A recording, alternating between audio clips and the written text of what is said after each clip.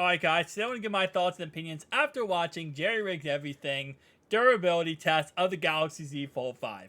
And other than his a million different comments about how the Z Fold 5 and the Z Fold 3 are literally the same phone, um, listen, Z Fold 4 to Z Fold 5 is very similar. The only differences really are the upgraded processing unit. Of course, the screen actually gets a little bit brighter. The nits are a little bit more on a Z Fold 5. The hinge obviously is different. Yeah, that's it. Nonetheless, though, he does durability tests. Now, durability tests, in all honesty, his durability tests are absolutely crazy. They're beyond what anyone would ever do to their cell phones. Well, hopefully. I don't know anyone else out there who does what he does to cell phones, to your own private cell phone without being a YouTuber. But anyway, though, he puts it beyond the beyond, right? So first thing he does, for example, is he goes ahead and scratch tests it.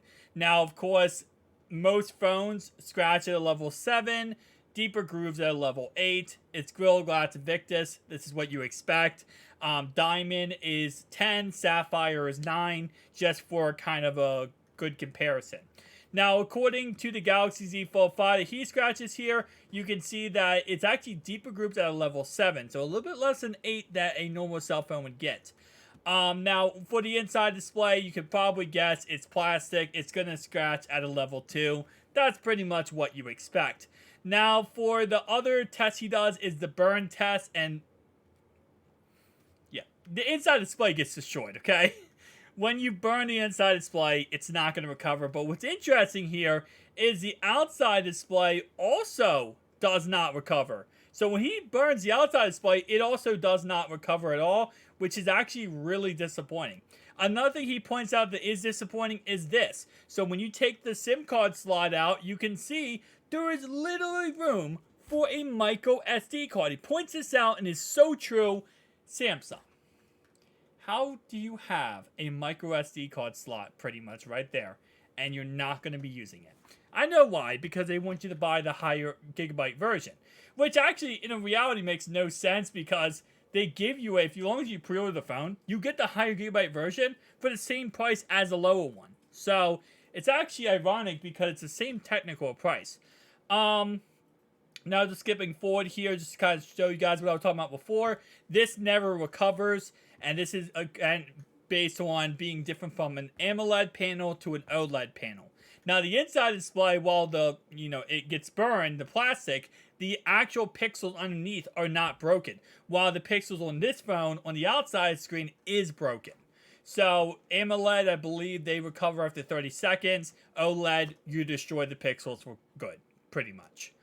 Alright, so skipping forward here, he does put some sand and dirt and rocks in there, and this phone is not dust resistant. Although we thought it was going to get an IP5-8 rating, which would have been dust resistance with being waterproof, it did not get that, rating. Now, overall wise, even after he puts in all these rocks and stuff in the back hinge and the front hinge, it actually does pretty dang good. Like, there's not much marks on the screen, which I was heavily surprised about.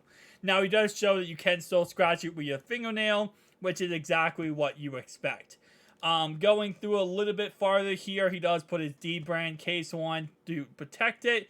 And then it's time for the bend test. And this is something that we saw, pretty much every single foldable phone that came out this year fail is the bend test. Obviously, the Google Pixel Fold got destroyed. Well, not destroyed. It was actually still usable, but it was like that when you closed it. The Motorola Razr was destroyed, and pretty much every single phone. Now, Samsung, the Galaxy Z Fold series has pretty much always survived his bend test, and the reason why is because the hinge right here. Now, even though it's a new hinge, it's a little bit different, it's a little bit smaller, it's still almost perfect when you are bending it or you put pressure on it backwards. And the reason why is because, again, it creates this, kind of like super metal. I said super metal. It literally makes a perfect like locking mechanism. That's what I'm trying to say. Where when you push it back, it's just pushing the metal. So the only way this phone is going to bend backwards is if somehow this or this gives. And neither of them going to give because they're both, obviously a frame. It's not going to give. There's no weak points on this phone. That's why a lot of people do like the Z Fold series, is because it's hard to break the Z Fold series because of the fact it has a very good structure frame on the hinge. One thing he does point out is that once he scratched the fingerprint reader, it no longer worked. That is not something we see on many foldable/flippable cell phones. Most foldable cell phones he tries out in durability tests, when he scratches and destroys the fingerprint reader, they still work. The Google Pixel Fold still worked after he scratched the crap out of the fingerprint sensor. That's not the case for the Z Fold 5. Z Fold 5 stopped working. So if your fingerprint sensor on your Z Fold 5, let's say your power button, starts to, kind of get, messed up for anything, let's say you spill something on it, you have something on your fingers, or, like some candy residue, whatever the case, it could actually stop working because it can't detect your fingerprint. While the Motorola Razr, for example, even though he scratched it up pretty good, it still worked almost perfect when he actually put his fingerprint on it. So it's interesting. I'm definitely going to tell you right now, this is very interesting. But as he does mention, and he does mention throughout the video, that, this is the same as last year, this is the same as last year, this is the same as last year. Yeah. It's a upgraded hinge, more nits of brightness on the display, and an upgraded processing unit. And that's what you get. But, you know what? It's up to you if you want to go and pre-order it. If you have a Z Fold 4 or a Z Fold 3, you can trade it in and get up to $1,000 trade-in value, which is nice. But it is what it is. Tell me down below your thoughts and opinions. I'll see you guys in the next one. Peace out.